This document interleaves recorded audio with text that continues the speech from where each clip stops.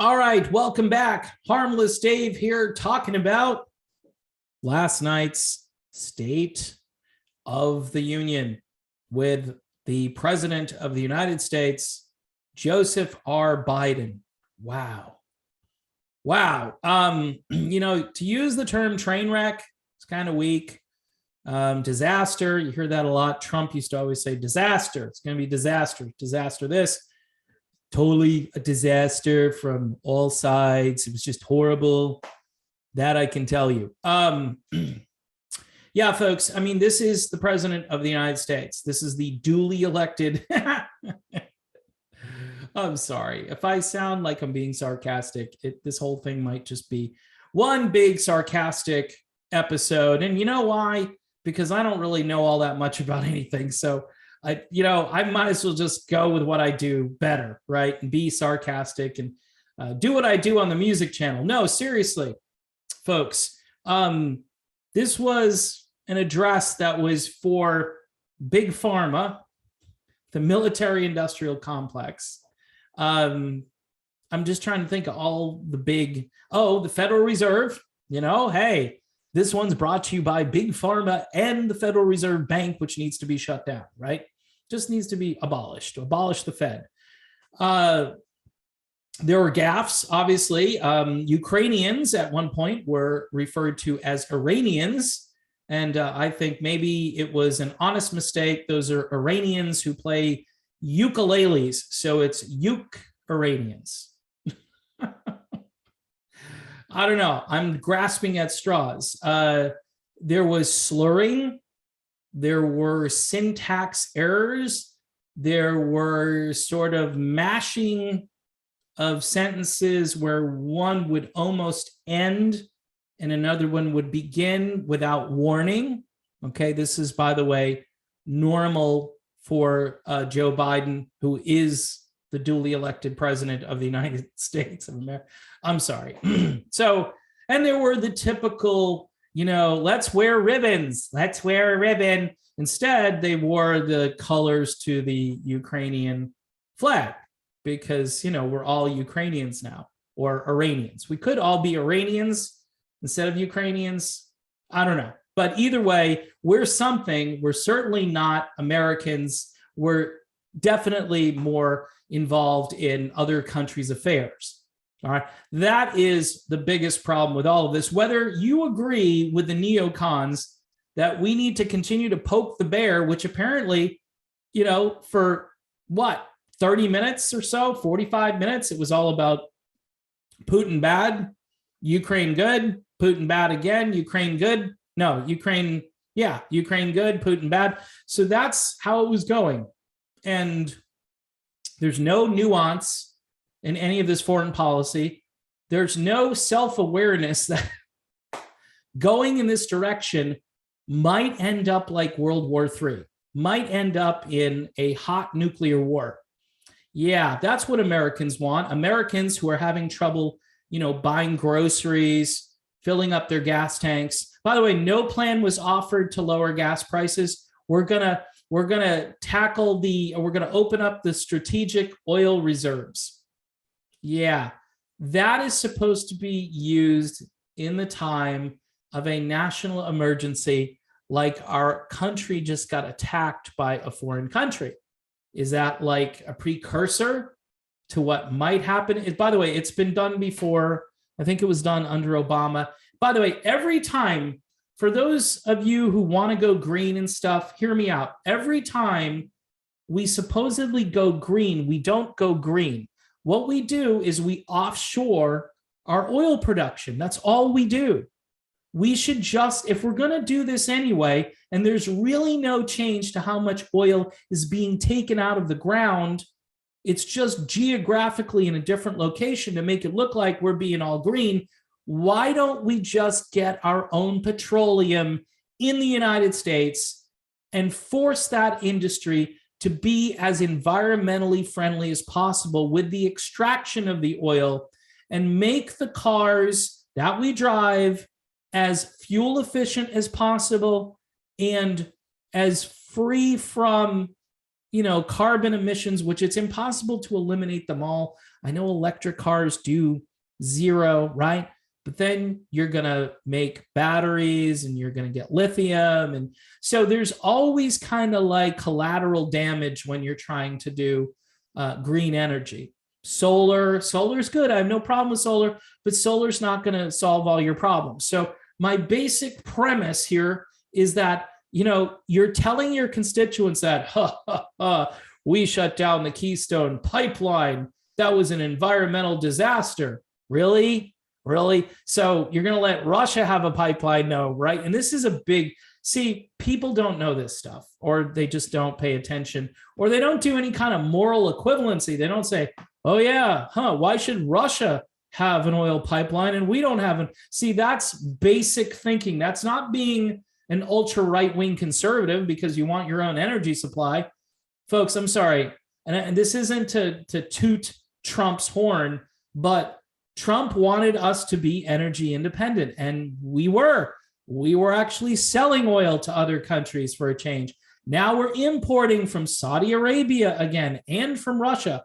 By the way, no announcement from the corpse in chief last night about, cutting off that oil supply from Russia to the United States. So just a little bit hypocritical there. Do we get any oil from Ukraine? I don't think so. I don't know. Maybe we do, but I would highly doubt it. Russia, like I've been saying, is if they can't sell the oil, they'll probably just give it to their own people. I mean, Putin's up there just thinking of ways to kind of, deal with this. Yes, I know the ruble is worth like 1/1000th of a penny or something like that right now. Okay. Isolating Russia, is that really good? Is that making them more angry? Is that really good? So we spent a half hour at the beginning of the speech where Americans have been psychologically waterboarded and tortured for at least 2 years based on all of these lockdown policies, right? And it's never going to end, and you're going to have to wear this thing forever, and you're going to need a booster and another booster, and, hey, and then, oh, wait a minute, full stop. The night before the State of the Union, take those masks off, time to party, time to see faces again. It's all political theater, because now, after especially the Democrats in these blue areas, they've been so frightened by this, and their kids and everybody who they're related to, it's like, oh no, I'm still going to wear mine because no, this could come back. And even Biden last night had to include it, that his goal is to continue to vaccinate the entire world. That was his goal. He's going to vaccinate the whole world. And efficacy rates, where are they going? Are they going up or are they going down? Just a question, rhetorical question. Are they going up or going down? I don't know. Well, I do, but I'm just going to leave it to you guys to figure out if this is a good idea to keep doing this. And by the way, he lamented the fact that it didn't get approved for the 6-month-old babies to 5 years old, 2-year-olds. I don't know. But that lower age group, which again, statistically, it's negligible about this particular issue. It's almost zero. I think it is a zero. I think it's a statistical zero. But that was their big concern last night. Oh, it's so sad. It's so sad that the little emperor doctor didn't get his way, where we could, inject this in vitro or put it in the water supply. I'm thinking that's next. Where they should try that is in Flint. Because last night we heard about how the water needs to be cleaned up or something to that effect. And I just looked at the screen and I said, Flint, Michigan, still, to this day, hello. But nobody even cares about Flint, Michigan, and all these other places where there's toxic chemicals in the soil, in the water, and the government just sits there. Oh, I don't know how this happened.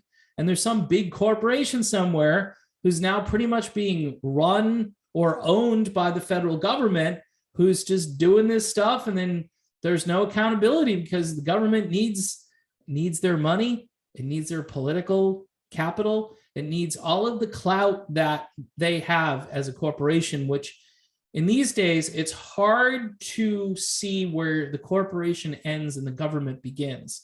This is why when people say, hey, we need a government program, really? So we need another corporation to come in and it's a for-profit enterprise and they're going to make money off of you. That's what we need. And you're going to think, oh, this is a great thing. I'm so happy that they've stepped in to run this program. And within 6 months, that program will be corrupt and bankrupt and inefficient on top of it and not doing what they said it would do.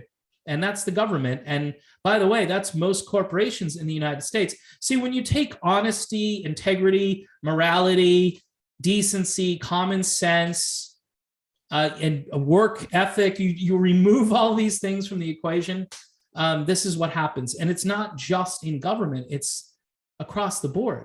So you can't turn people into saints, right? You have to encourage that. That's a local thing. That's a church thing. That's just a, do no harm thing. I don't know.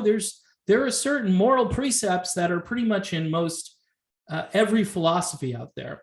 Read a book, which people don't do. Even if you're not religious, you can find ways to be decent and moral. And we're not in that area anymore. We've again, the founder said that this whole experiment was only good for a moral and righteous people, and it's wholly inadequate for any other type of people, meaning that it won't work.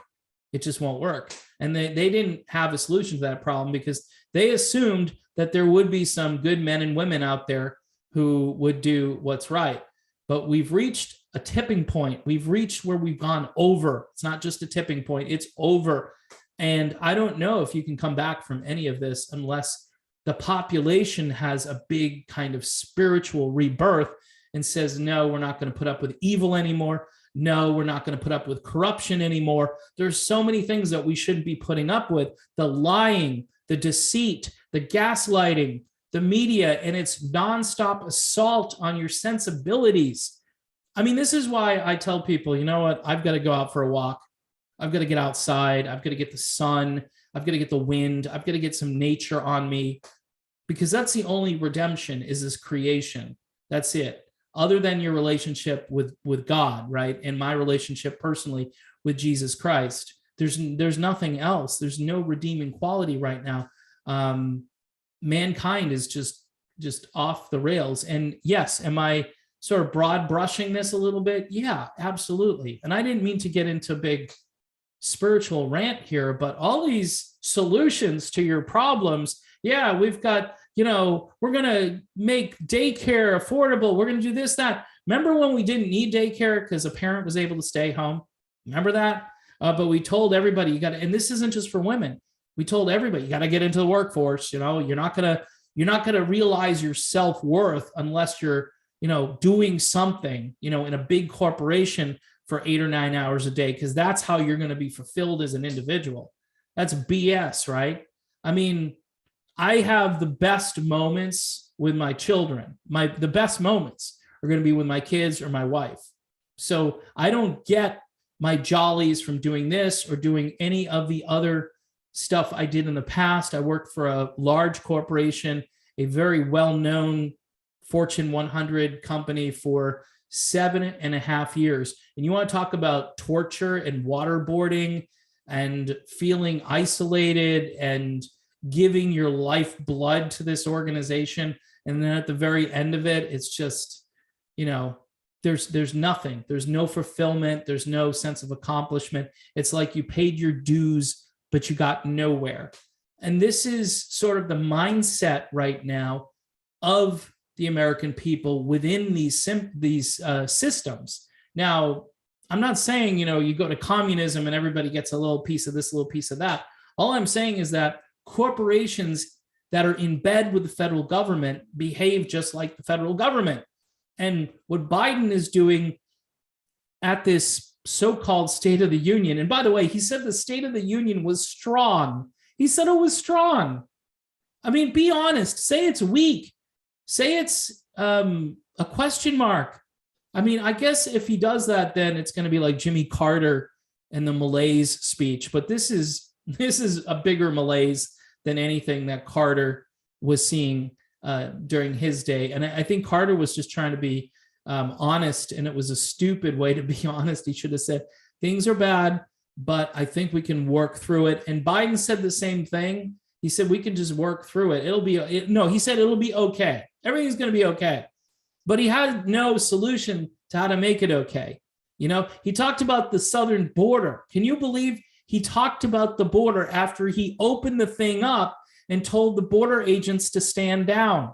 And now all of a sudden, because of all the fentanyl coming in, because he talked about opioids. So guess what? The fentanyl is coming in, and that's cutting into pharma, because pharma needs to make their own version of fentanyl, just like they're making their own version of ivermectin now, the horse paste, and they're putting a different name on it. They're saying, this is a pill. We've got an antiviral pill for you. We've got millions of pills. Biden is just loving on the pills. He wants to give everybody a pill now. We've got test kits that are sitting, 500 million test kits that he ordered. And apparently half of them are unused, and they're not being used anymore because nobody's going to get a test anymore. Why? Because last night they announced COVID was over. Didn't you get the memo? Take the mask off. COVID's over. Unreal. And the government is controlling this narrative. And the people are walking around like, well, I don't want it to be over. I know he said it's over, but I'm going to continue to wear one or two of these masks. And I'm still going to get tested, and I'm still going to get my triple booster, and I'm doing it all, man. I don't care what he says. This is the fear and the embedded paranoia now, where people are not willing to live their life without this. They don't want to. They're embracing this. This is like their binky now. They're not going to let it go. And the Biden speech to me was, first, worry about Ukraine and Russia, obviously, and Russia really, really bad. And don't follow any other narrative, because they're all destructive. They're all crazy. They're all tinfoil hat conspiracies. It's all Vladimir Putin's propaganda. Don't listen to him, because here in the United States, we never engage in propaganda. We're a propaganda-free country. You can turn on any channel and hear the unvarnished truth about any topic. What else? And the speech then went into this grab bag of goodies, right? And then, the unity stuff, like, taking care of our veterans. Okay, we should have been doing that anyway. Why and who's going to be against that? And that's his, that's what he's trying to say. Well, we can't agree on much, but we should take care of veterans. We should agree on that. And I think we've always agreed on that. I don't think that's breaking any new ground. I think Trump was the one that got the VA up to a tolerable standard where, soldiers, veterans were actually getting the care that they needed. All right. And that really tanked under Obama, got a little better under Trump. I don't really know where it is now. I don't know, but that's his idea of, unity. And I'm thinking, okay, well, what about all of these other problems? Like people who, lost their businesses during this, people who were psychologically traumatized during this. Now, he did suggest that he's concerned about the kids. He's concerned about them. Maybe somewhere like, within the last month or two, Biden got some data on what's happening to kids right now, because it's tragic what's going on with children.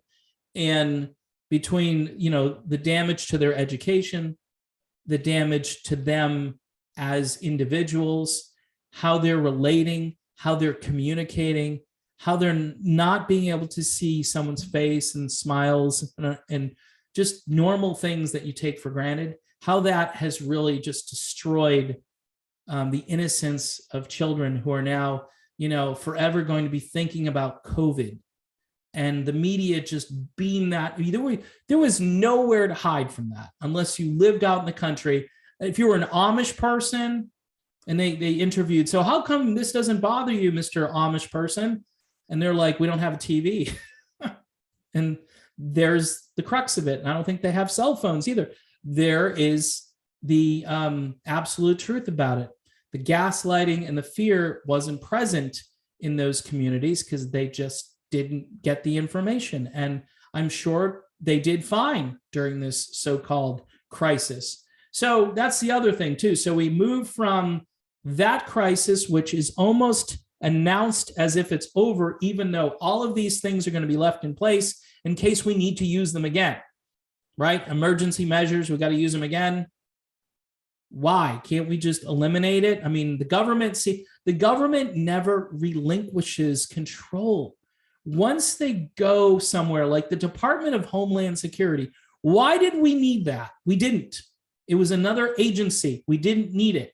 But yet here we are, and it's still there. Thank you, George W. Bush. By the way, last night I was referring to Biden as George W. Biden because most of his stuff was like a pivot, more toward the right and more toward like neocon right, which is the worst kind of right, by the way. There are other kinds of right that I can get on board with, but that kind of right scares the crap out of me because I think of Dick Cheney and all of these people, Liz Cheney, all of the people now who are under this umbrella with these neoliberal Democrats. And Biden was sounding, Mr. Law and Order now. All of a sudden, he's going to fund the police. He's going to fund them. And he lectured all the socialists. He's like, I'm a capitalist. Really? You're a piece of work. That's what you are. I don't even know if you have a philosophy. But, this whole thing, I like Bernie Sanders, but I'm not him. Okay, Trojan horse, whatever. It doesn't matter to me what your philosophy is at this point, because I just want to see certain actions, right? And the most important thing to me, and I think a lot of Americans right now, is the idea that personal freedom, bodily autonomy, and my right to work and pursue happiness as outlined in the Constitution, right? Declaration of Independence. It's really that simple. And all the other stuff, the stuff about healthcare and about daycare and about senior care and about, Medicare, all of those cares, I could care less about right now. I really could. I mean, I know for some people we have a super corrupt healthcare system in addition to a broken healthcare system. So when people say to me, well, Dave, don't you think people should get healthcare? And I'm like, do I think they should go visit like a mobster to get their healthcare? Should I recommend that they go to this corrupt agency so they can set them up with some kind of crappy healthcare that we're all going to be paying for the next 100 years because a bunch of bureaucrats are going to steal most of the money? No, we need local connections. We need accountability. And if there ever was a charitable system that was going to help people in need, it needs to be run by local communities, and it needs to be heavily monitored by those people who set it up. And those people need to be held to account more so than any other agency other than maybe law enforcement, which again, you're going to trust all cops, right? Okay, so yes, fund the police, all right? But who are the police working for? Who are they working for? That's the big question. Not are they all authoritarians, because they could be, but are they working for authoritarians? Look at what the thugs did up in Canada to the truckers, because they were working for Trudeau and they wanted the money. They were willing to go against their own charter in Canada. And there are many cops here in the United States that are willing to go against the Constitution of this country. And, then when it goes up the ladder, like due process, like the people who did this so-called insurrection, right? Due process, 14 months later? That's a right to a fair and speedy trial. And the conditions that they were held in, I've heard it's like worse than Guantanamo. So all of this depends on who you're working for, right? And then what the standards are and who's going to set those standards. Do we need law enforcement? Absolutely. Should we fund it? Absolutely. You can't have law enforcement if you're not paying for it.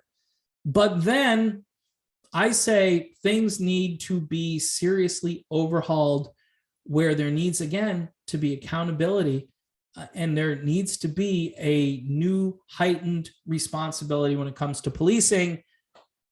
And, I'm not going to satisfy everybody with this explanation. I'm not so libertarian that I'm like, F the police all the time and the police are all bad. I don't believe that for a second. But I'm not so like, sort of starry-eyed when I think of the cops, because some of them are on power trips and they're corrupt and they do things for the wrong reasons. Their motivations are jaded over time. I think police is a job where, you might do 6 months on and then 3 months off and then 6 months on again. I mean, you need to decompress from that situation. And yes, hire a number of policemen that will actually go into these local communities that are constantly under fire every night. Otherwise, you're going to have to militarize. And that's the last thing we need in this country, is to militarize the police any more than we've already done.